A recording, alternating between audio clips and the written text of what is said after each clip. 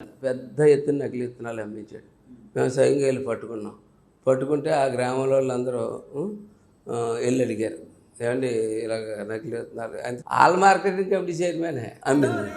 అయితే వెళ్ళి అడిగితే అతను అన్నాడు, మీరు ముత్తలకి చెంబులకి గ్లాసులకి ఓటేయండి, మీకు మంచి విత్తనాలు ఇస్తాను అన్నాడు. ఒక వ్యవసాయ శాఖ మంత్రి మాట్లాడండి, వాళ్ళకి ఓటైపోతే నకిలీ విత్తనాలు ఇస్తాడా? అటువంటి వ్యవసాయ శాఖ మంత్రిగా కోఆపరేటివ్లో రైతుకి ఎంత అనుసంధానం అంటే, రైతు జల్లాల దగ్గర నుంచి స్టార్ట్ చేసి నిలుచుకునే దాకా కూడా కోఆపరేటివ్తో అనుబంధం ఉంటుంది. కోఆపరేటివ్ బ్యాంక్తో పంట పద్ధతి రీసెటిల్ చేస్తారు.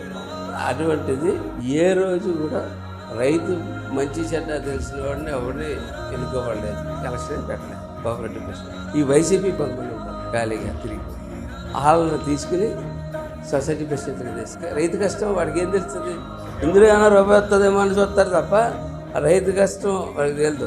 Term loan long term loan పెట్టుకుని వాడు అడ్జస్ట్మెంట్ చేసి రన్ చేసుకోవడానికి పనిపోతుంది తప్ప వాడికి రైతుకి ఏ రకంగానే పనిచేయట్లేదు. ఇన్పుట్ సబ్సిడీస్, ఇన్సూరెన్స్ అయితే రైతులు కడుతుంటే వాళ్ళు వెనక్కి పంపించేసి రూపాయిగా ఇన్సూరెన్స్ అని చెప్పి మేము కట్టేస్తామని చెప్పి కట్టడం మానేస్తే మొత్తం ఎగిరిపోయారు రైతులందరూ. ఒకటే అంటే ఇది చేతగానితనం, దొంగతనం ఇవన్నీ కలిపి రైతుని సర్వనాశనం చేస్తారు, రైతుని నిలబెడతారు.